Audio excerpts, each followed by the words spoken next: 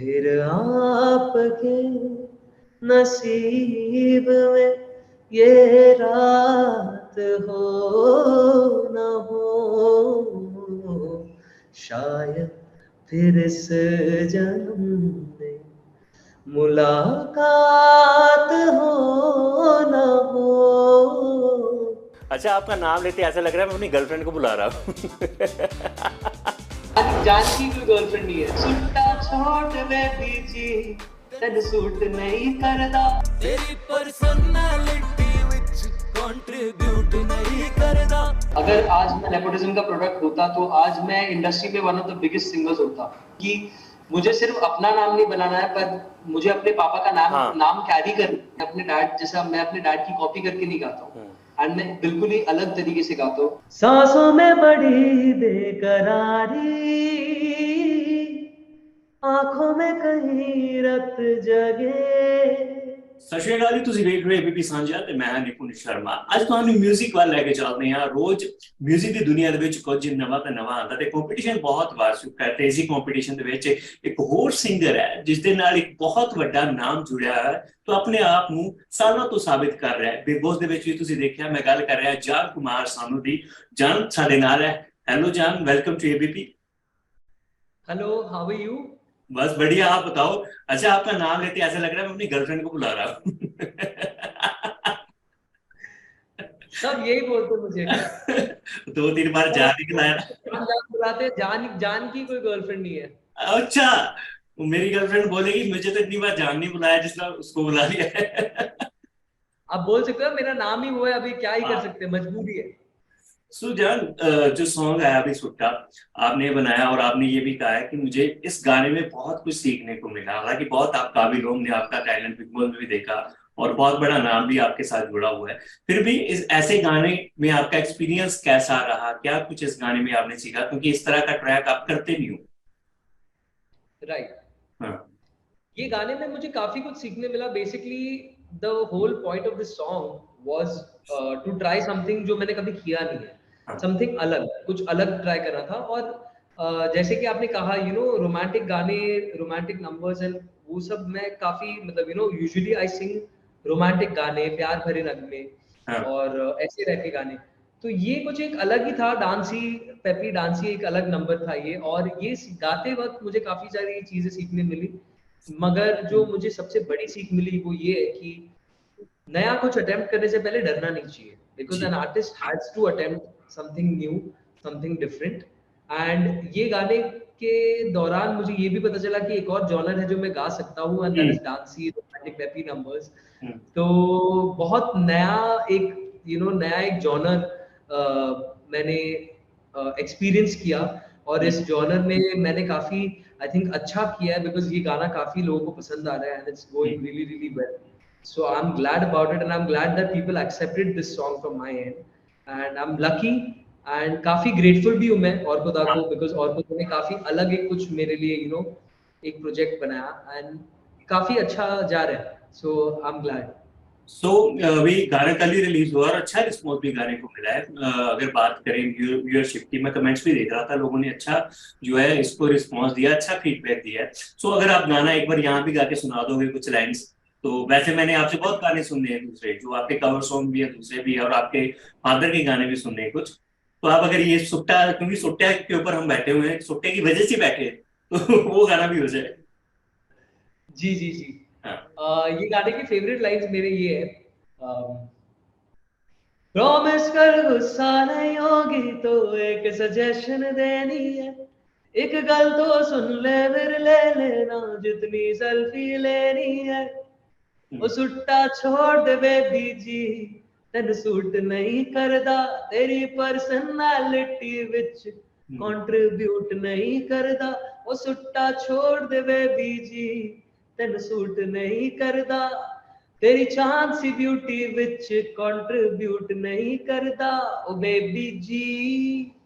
क्या बात है। वैसे जान, आपकी कैसी कौन सी आदत है जो आप छोड़ नहीं पाए, छोड़ना चाहते हो? मेरी एक ही आदत थी जो मैंने काफी, बहुत बहुत, मतलब आदत नहीं बोल सकते, खाने की आदत थी, बट आई क्विट स्वीट्स। मैंने मीठा खाना मेरे लाइफ में बहुत बहुत जरूरी है कि खाने के बाद मीठा खाना है। अच्छा। और बंगाली, हाँ। बहुत बड़ी एक मुश्किल एक चीज है कि मीठा नहीं खाना, मगर मैंने ना मन्नत मांगी एक, ऊपर वाले से मैंने एक मन्नत मांगी थी, और नवंबर 1 2022 में मैंने मीठा खाना बंद कर दिया। और ये एक ऐसी चीज है जो मैंने कभी लाइफ में सोची नहीं थी कि मैं कर पाऊंगा, मगर लाइक आई थिंक ऊपर वाले ने मुझे उतनी ताकत दी कि मैं ये पूरी आदत को मिटा पाया, और मैंने एब्सोल्युटली मीठा खाना बंद कर दिया है। जब तक मेरी मन्नत पूरी नहीं होगी आई थिंक मैं मीठा नहीं खाऊंगा। एंड अब तक तो सही चल रहा है सब कुछ, आगे चल के देखते हैं कितना। हमारी भी दुआ है आपकी मन्नत जल्द से जल्द पूरी हो जाए। वैसे कहा जाता है कि बंगाली अपनी गर्लफ्रेंड छोड़ देते हैं, मीठा नहीं छोड़ता। आपने मीठा भी छोड़ा है और गर्लफ्रेंड भी छोड़ी है। बहुत सच कहा गया है ये कि बंगाली अपनी गर्लफ्रेंड को छोड़ सकता है मगर मीठा नहीं छोड़ सकता, क्योंकि हमें बहुत प्यार है मीठे खानों से और मिठाइयों से बहुत ज्यादा प्यार है। रसगुल्ला तो आपको पता ही होगा, हमारे यहाँ से ही बन के आया है, mishti doi, and there are so many other sweets and इतनी हमारे घर पे तो बहुत मीठे मिठाइयाँ बहुत भरी रहती है हमेशा। लेकिन अब मैंने मतलब जब छोड़ ही दिया ये, तो आई थिंक ऊपर वाला जो मुझे चाहिए, आई होप मुझे वो जल्दी मिल जाए, क्योंकि मैं मीठा खाना बहुत मिस करता हूँ। और मैंने आपके फादर की भी बात करी, आपका सबसे फेवरेट सॉन्ग आपके फादर का कौन सा है जो आप अक्सर गाते हो? मेरे डैड के आई थिंक ऐसा कोई गाना है नहीं जो मुझे पसंद नहीं है। आई थिंक आप भी अग्री करेंगे कि जितने भी गाने हैं सारे एवरग्रीन है। मगर हाँ काफी सारे फेवरेट्स तो है। एंड मैं आपको टॉप 5 में से एक गाना सुना देता हूँ जो मतलब मेरे पापा के फेवरेट गाने मेरे। ये आपने बड़ी बात है, आपने मेरा क्वेश्चन बचा दिया कि आप गा के सुनाइए। आपने खुद आप जो गा रहे हो ना, थैंक यू। जी नहीं, ऑफ कोर्स आपने बोला है तो मैं आपके लिए जरूर गाऊंगा। एंड ये मेरा पर्सनल फेवरेट टॉप 5 का एक लिस्ट है मेरे डैड का, उसमें से मैं आपको एक गाना सुना रहा हूँ। ओके। तेरे दर पर सनम चले आए, तू ना आया तो हम चले आए, चले आए तेरे दर पर सनम चले आए, तू ना आया तो हम चले आए। क्या बात है। जब जैसे बहुत बड़े लेजेंड का नाम साथ में जुड़ता है ना, तो बड़ी रिस्पॉन्सिबिलिटी बन जाती है लाइफ में, करियर में। और वैसे वहां जाना नहीं चाहता हूँ, और आजकल स्टार किड्स को बहुत कुछ झेलना भी पड़ता है। आपको पता है ये सोशल मीडिया में जो चल रहा है, जो वर्ड या नेपोटिज्म या कुछ, आपको क्या कौन से चैलेंजेस का सामना करना पड़ता है? और बिग बॉस में भी हमने देखा था कि आपको ये वाला वर्ड जो है आपको फेस करना पड़ा था। उस वर्ड से आप कितना ओवरकम कर गए हो, खुद को कितना साबित कर लिया, और खुद को कितना करना है अभी? देखिए आई थिंक मुझे साबित करने की जरूरत ही नहीं है कि मैं नेपोटिज्म का प्रोडक्ट हूँ, क्योंकि अगर आज मैं नेपोटिज्म का प्रोडक्ट होता तो आज मैं इंडस्ट्री में one of the biggest singers होता। अगर नेपोटिज्म की बात की जाए तो नेपोटिज्म इन्वॉल्व्स फेवर ना, जो मतलब लोगों का जो मुद्दा है, प्रॉब्लम जो है कि स्टार किड्स को फेवर मिलता है या स्टार किड्स के लिए आसान होता है। अगर ये बात होती तो आज मैं बॉलीवुड में नंबर 1 सिंगर तो बन ही जाता, क्योंकि मेरे अंदर काफी ज्यादा आई थिंक टैलेंट तो है ही, मतलब मेहनत तो की है मैंने। और अगर मुझे मेरे डैड का सपोर्ट मिल जाता और मुझे नेपोटिज्म का जो टैग मिला है वो अगर मेरे मामले में सच होता तो मैं आज one of the biggest singers होता इंडस्ट्री में। मगर ऐसी बात नहीं है, ये आपको भी पता है और मुझे भी पता है। एंड मैं अभी भी मेहनत कर रहा हूँ, मैं उतनी ही मेहनत कर रहा हूँ जितना कि एक आम आदमी कर रहा है। शायद मैं डबल उससे मेहनत कर रहा हूँ, क्योंकि मुझे सिर्फ अपना नाम नहीं बनाना है, पर मुझे अपने पापा का नाम कैरी करना है आगे, ये लेगेसी मुझे कैरी करनी है। सॉरी टू इंटरप्ट यू, ये मैं साथ कह रहा हूँ कि वो नहीं रिस्पॉन्सिबिलिटी होती कि फादर का नाम है, रिस्पॉन्सिबिलिटी ये बड़ी होती है कि उनका नाम ना खराब हो जाए। यस एग्जैक्टली, और ये आगे ले जाना ये मेरी जिम्मेदारी है, क्योंकि मैं उनका बेटा हूँ। और मैं जब भी कहीं जाता हूँ तो एक तुलना जो होती है, एक कंपैरिजन जो होती है, लोग ये नहीं सोचते कि हमने दादा को, मतलब मेरे डैड को, शानुदा को at the age of 32-33 we heard him, जबकि उनकी आवाज एक प्रॉपर मैच्योर आवाज बनके पेश हुई थी इंडस्ट्री में। और मैं आई थिंक कंपैरिजन बचपन से ही मेरे साथ हो रही है। इस चीज का लिहाज नहीं रखा जाता कि आप बच्चे हो या आप बड़े हो या कुछ, आप किसी के बेटे हो तो आपसे उनकी तुलना की जाएगी। एंड ये चीजें काफी ज्यादा अफेक्ट करती है करियर को, एंड मुझे बहुत मेहनत करना पड़ता है। And I am doing what I can and I am doing whatever it takes ताकि मैं आगे बढ़ पाऊं। बिकॉज कुमार सानू जी मेरे पापा, ये मेरी किस्मत है। मैं अपने आप को बहुत लकी मानता हूँ कि वो मेरे डैड है। डेफिनेटली इसमें कोई दो राय नहीं है, मगर मैं अपने पापा जैसा कुछ भी मतलब बिल्कुल भी साउंड नहीं करता। मैं अपने डैड जैसा, मैं अपने डैड की कॉपी करके नहीं गाता हूँ, एंड मैं बिल्कुल ही अलग तरीके से गाता हूँ। एंड आई थिंक लोगों का आशीर्वाद और सपोर्ट मिले तो मैं भी एक बड़ा नाम बन सकता हूँ। और रही बात नेपोटिज्म की, तो अगर नेपोटिज्म मेरे मामले में अगर ये लागू होता तो आज मैं बहुत बड़ा सिंगर होता और मैं काफी मंदिरों में गा चुका होता, और मैं आई वुड हैव, मैं top of the top heroes के लिए आवाज होता मैं।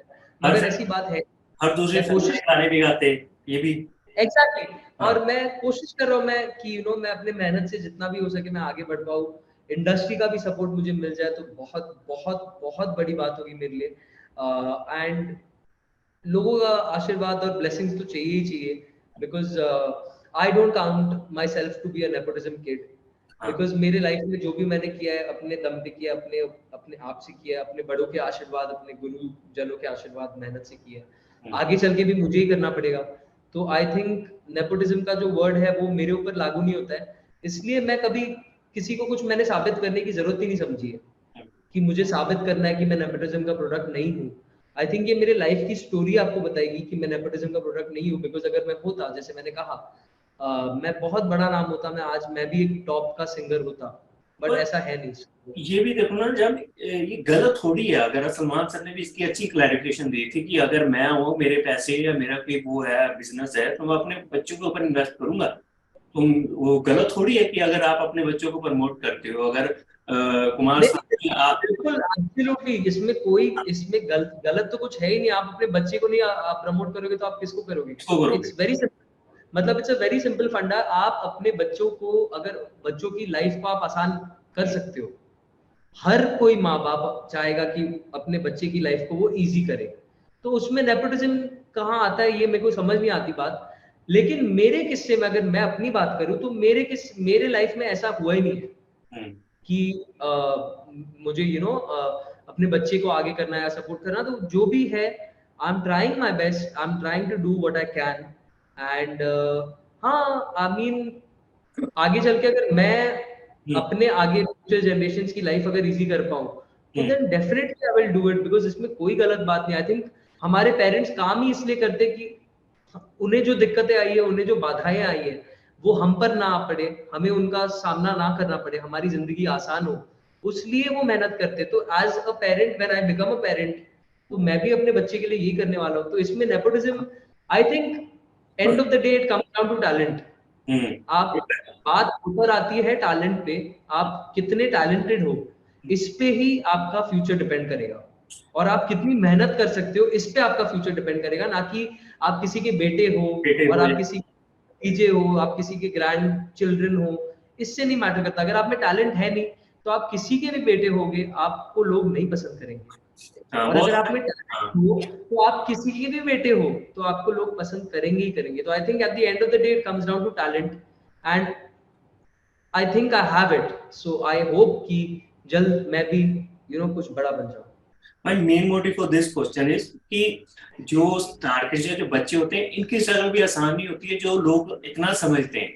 मेन क्वेश्चन ये, मेन मतलब ये था मेरे पूरे क्वेश्चन का आपसे, ये कुछ आपको दिल से एक बात बताऊं, मैं कभी ये आंसर दे ही नहीं पाऊंगा आपको।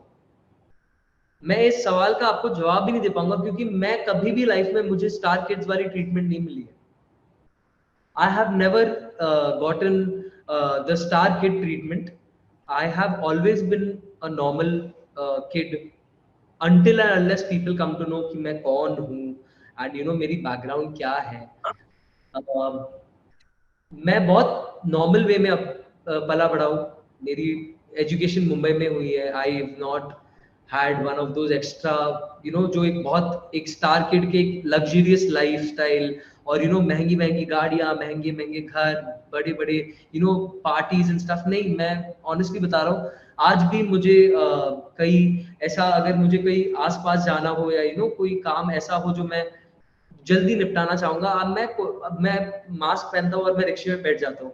मुझे कोई आपत्ति या कोई घमंड या ऐसा कुछ मुझे है नहीं कि मुझे रिक्शे में नहीं बैठना है, मैं इतने बड़े खानदान से बिलोंग करता हूँ या कुछ। नहीं, मेरे अंदर वो बात ही नहीं है जो स्टार किड्स वाली एक होती है ना, कि मैं I come from a big house and मेरे पास इतनी गाड़ियां, इतने पैसे। मैं पला ही बड़ा इतने नॉर्मल वे में हूँ कि ये सवाल का मैं जवाब देना चाहूंगा तो भी मैं नहीं दे पाऊंगा, because I have never experienced it in my life. Okay, so वैसे आदर की तरफ से कैसी हद तक सपोर्ट मिली है जब आप गाने भी करते हो, कवर सॉन्ग करते हो या न्यू सिंगर क्लास भी करते हो, तो कौन सा आपको बेस्ट कॉम्प्लीमेंट उनकी तरफ से मिला? जब काफी मेरे कवर्स में ऐसा मैंने कमेंट्स पढ़े हैं जहां पर मुझे ऐसे बोला गया कि आपने ओरिजिनल से बेटर गाया, एंड आई थिंक इससे बड़ी कॉम्प्लीमेंट हो नहीं सकती। When you do a cover song, आपने अगर ओरिजिनल गाने से बेटर गाए, ऐसा आपने अगर एक भी इंसान के दिमाग में अपनी जगह बना लिया कि यू संग it better than the original, I think that is a very big complement. And covers में मुझे ये काफी बार कॉम्प्लीमेंट्स मिले हैं, ओरिजिनल्स में मुझे बहुत तारीफें मिली है, बहुत प्यार मिला है। तो ओवरऑल जैसे जैसे धीरे धीरे बढ़ रहा हूँ आगे, लोगों का प्यार बढ़ते जा रहा है, तो I am very glad and I am very grateful for it.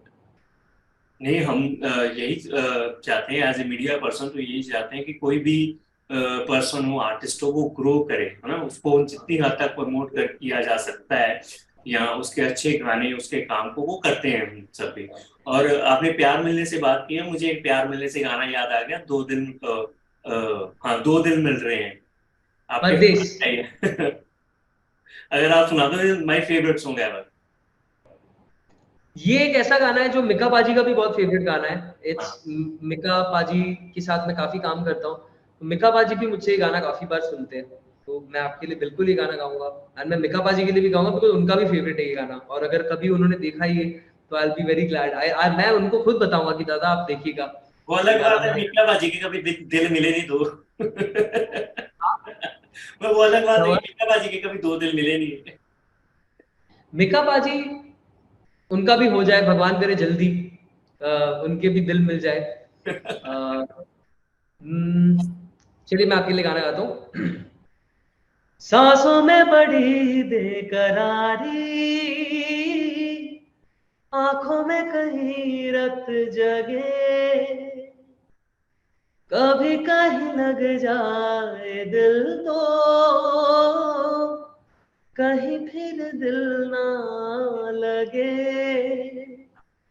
अपना दिल में जरा थाम लूं, जादू का मैं इसे नाम दूं, जादू कर रहा है असर, चुप के ओ 2 दिल मिल रहे हैं मगर चुप के।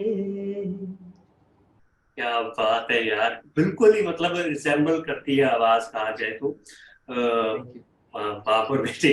तो हाँ, मिका पाजी की बात की, वैसे आपका जो सुट्टा गाना है ना, वो बिल्कुल उनके स्टाइल का है।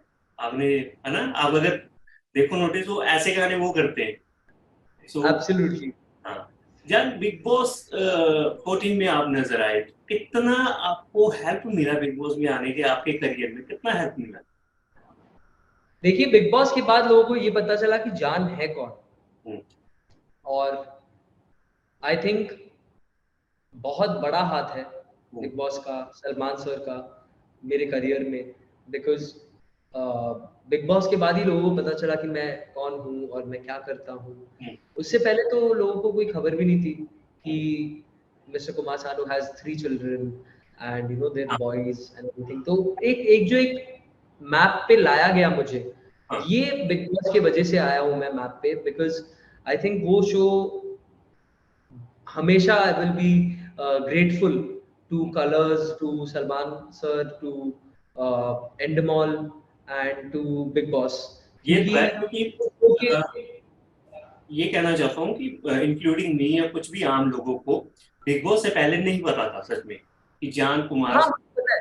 सच में और ये बात एग्जैक्टली आपको आपको आपने अभी जो बात कही, आपको बिग बॉस के पहले पता नहीं था मैं कौन हूँ। हाँ तो अगर मैं नेपोटिज्म का प्रोडक्ट होता तो पहले पता चल जाए। तो आपको पहले ही पता रहता कि हाँ मैं कौन हूँ, मगर बिग बॉस की वजह से मुझे ये जो नाम, जो एक नाम, फेम, तो इसलिए इसलिए मैं बोलता हूँ कि I am not a product of nepotism. अगर मैं नेपोटिज्म का प्रोडक्ट होता तो आप लोग बचपन से ही जानते कि मैं कौन हूँ, मैं क्या करता हूँ। अगर नेपोटिज्म के प्रोडक्ट होते तो सीधा बिग बॉस भी जीत जाते, ये नहीं है। हाँ एग्जैक्टली मतलब स्ट्रगल है हर जगह, खुद को साबित करना पड़ता है। सिर्फ हाँ एक छोटा सा प्लेटफॉर्म है, छोटा सा वो एक स्टेप मिल जाता है आगे बढ़ने का। सो हाँ यस इससे यही क्लियर करना था मुझे इस बात से कि जान कुमार सानू अगर आज लोगों को पता है या वो कहीं ना कहीं एग्जिस्ट करता है तो 90% उसकी खुद की मेहनत है। और ब्लेसिंग्स, बड़ों की ब्लेसिंग्स भी बहुत ज्यादा, जो मैं मतलब मैं इस बात पे बहुत ज्यादा यकीन करता हूँ, आपके गुरुजनों की ब्लेसिंग्स आपको बहुत आगे तक ले जा सकती है, मगर वो ब्लेसिंग्स को आपको कमाना पड़ता है, वो आपको ऐसी ही नहीं मिलती। तो मैंने जो ब्लेसिंग्स कमाए हैं और जो मैंने मेहनत करी है, उस कारण से आज लोग मुझे जानते हैं। एंड ये बात बहुत मेरे लिए एक बहुत प्राइड वाली बात है कि लोग मुझे मेरी गायकी की वजह से और मेरे काम की वजह से जानते हैं, और उन्हें बाद में पता चलता है। ऐसे भी हुआ है मेरे साथ कि मैं जगहों पे गया हूँ और मुझे बोला गया कि आप जान कुमार सानू जी हो? हाँ। आप कुमार सानू जी के फैन हो क्या? मुझे ऐसा भी पूछा गया है। अच्छा लोगों को ये लगता है, लोगों ने मुझे बिग बॉस में देखा है, मगर लोगों को ये नहीं पता रहता कि मेरे पापा कौन है एक्चुअल में। लोगों को ये तो वो लगता है कि नाम जुड़ा हुआ है साथ में वैसे। एग्जैक्टली तो उनको लगता है कि मैं मेरे डैड का फैन तो ऑफ कोर्स मैं हूँ, मतलब इसमें कोई दो राय नहीं है, मगर लोगों को ऐसा लगता है कि क्योंकि ही इज अ फैन, उन्होंने अपने कुमार सानू जी का नाम जोड़ लिया उनके नाम के साथ।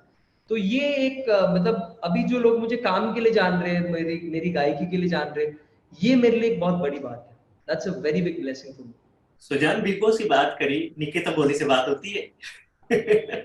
और भी मैं गिने चुने लोगों से बात करता हूँ अभी बिग बॉस के घर में से, काफी कम एक्चुअल दोस्त बने हैं मेरे, मगर जो भी बने हैं अभी उनसे बातें हो रही है। रुबीना, अभिनव भाई, शार्दुल, नैना, ये दोनों तो मेरे बहुत ही खास दोस्त बन गए।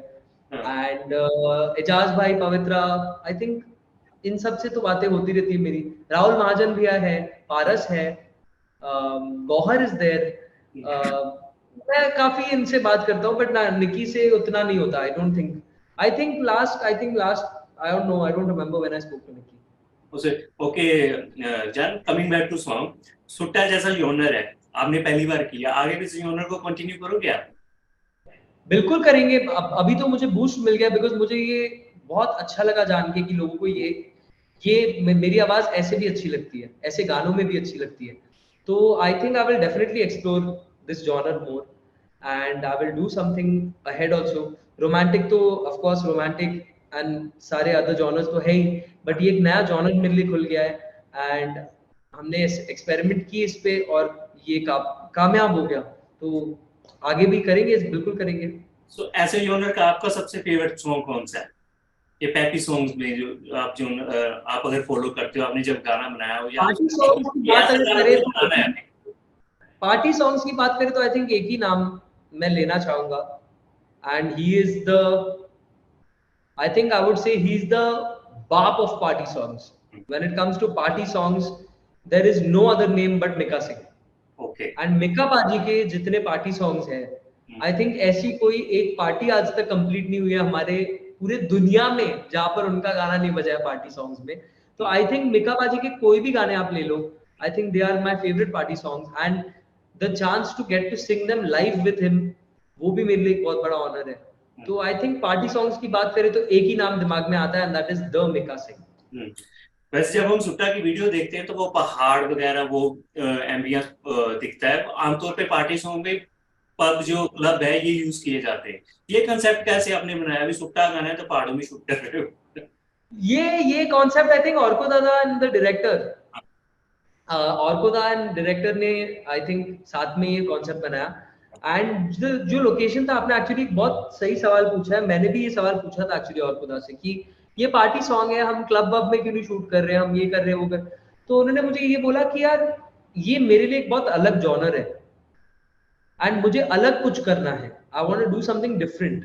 तो the entire concept of the video is very different. आप सोचिए यूजुअली जो लोकेशंस पे हमने शूट किया है वहां पर रोमांटिक गाने शूट होते ज्यादा, यू नो पहाड़ियां, आइस, स्नो, इतना प्यारा कश्मीर का जो एक यू नो बैकग्राउंड है। वहां पर 90% ऑफ द टाइम्स आप देखेंगे तो पेपी नंबर्स नहीं शूट होते, मतलब romantic numbers and you know ऐसे बड़े रोमांटिक नंबर्स शूट होते हैं। तो ऑर्कोदा ने इस चीज में भी बहुत ध्यान दिया कि यू नो हम कुछ एब्सोल्युटली अलग करेंगे। तो हमने रोमांटिक गानों का जो एक बैकड्रॉप था, उस गाने उस बैकड्रॉप में हमने पेपी नंबर शूट किए एंड बहुत ही अच्छा लग रहा है देखने में।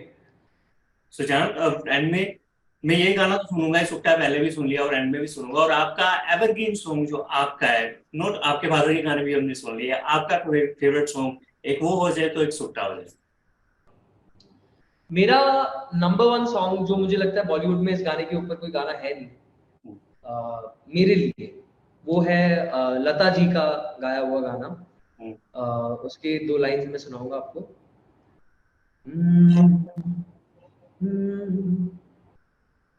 हमको मिली है आज ये घड़ियां नसीब से,